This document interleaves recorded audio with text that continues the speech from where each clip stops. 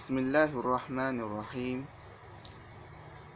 Alhamdulillah, bersyukur kita kehadap Allah Subhanahu wa taala kerana masih lagi diberikan umur yang panjang, kesihatan kepada kita supaya kita beribadat kepadanya.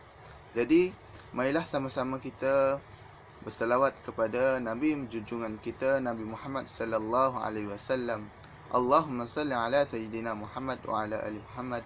Allahumma salli ala sayyidina Muhammad wa ala ali Muhammad. Allahumma salli ala sayyidina Muhammad wa ala ali Muhammad.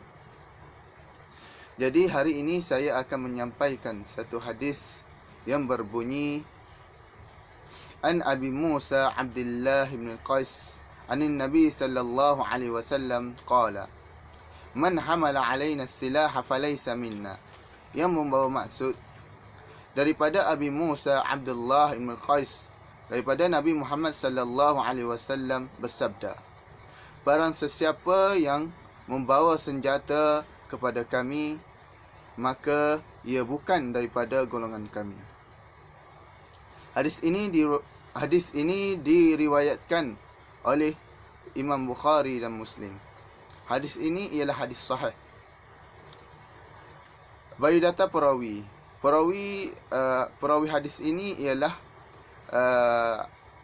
Abu Musa Al-Ash'ari, gelarannya, ataupun Abu Musa Abdullah bin Qais. Dia merupakan sahabat Nabi dan juga merupakan pakar rujuk kerana banyak meriwayatkan hadis. Jadi secara umumnya kita fahami hadis ini sangat teliti kerana para ulama hadis telah mensyarahkan hadis ini supaya kita semua ataupun supaya sesiapa sahaja yang membacanya dapat memahami maksud hadis tersebut. Contohnya matan hadis ini yang berbunyi Man hamala alaina silah, yang membawa maksud menurut teks ialah membawa pedang kepada kami. Sedangkan penakwilan ulama ialah menghunus pedang kepada kami, baik dengan tujuan menakuti ataupun untuk memerangi. Oleh itu perbuatan tersebut tujuan mengancam ataupun menakuti ataupun memerangi adalah dilarang secara keras jika tanpa hak dan juga tanpa usul yang betul yang dibenarkan oleh syarak. Jadi hukum kepada perbuatan tersebut adalah haram dan juga berdosa besar.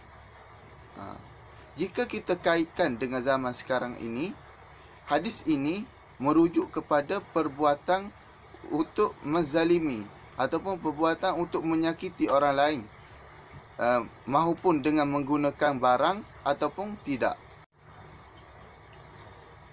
Pada akhir matan hadis iaitu falaisa minna, yang bermaksud bukan daripada kalangan kami.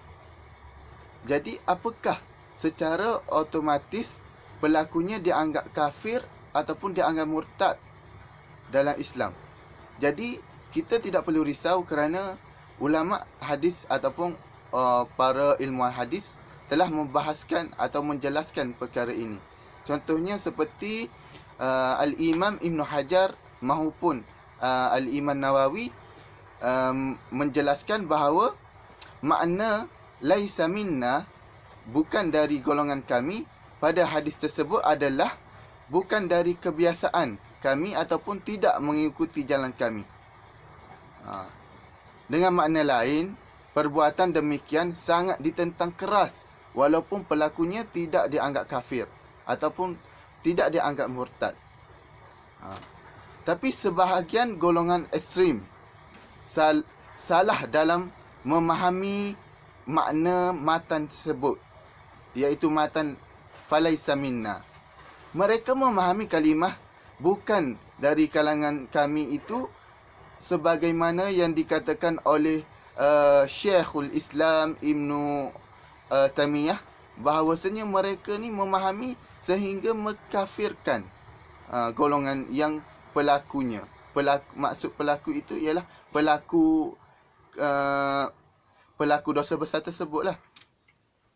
Jadi, apa yang ditegaskan di sini bahawa seseorang itu perlu memahami matan hadis itu dengan betul-betul memahaminya, dengan Arabnya betul, dan kefahaman melalui pembelajaran hadis yang benar lah. Jadi, sekiranya berlaku golongan ekstrim sebegini, menyebabkan mereka memahami hadis dengan cara yang salah, membolehkan berlakunya keruntuhan ataupun berlakunya permasalahan dalam mengenali sesuatu hadis itu. Jadi di sini saya ingin menjelaskan bahawa hadis ini dia memfokuskan kepada kita supaya tidak bergaduh dari segi masyarakat sekarang lah, tidak bergaduh, tidak bertengkar, tidak bermusuhan, kerana ini boleh menyebabkan berlakunya peperangan. Jadi oleh itu, marilah kita sama-sama masyarakat ini mengambil hadis ini sebagai suatu sebagai satu perkara yang boleh membawa kepada persaudaraan antara kita sebagai masyarakat, membawa kepada kasih sayang, membawa kepada saling mencintai sesama persaudaraan Islam. Jadi, marilah kita sama-sama menggunakan hadis ini untuk persaudaraan ataupun untuk lebih mengeratkan lagi silaturahim sesama Islam dan juga maupun bukan Islam.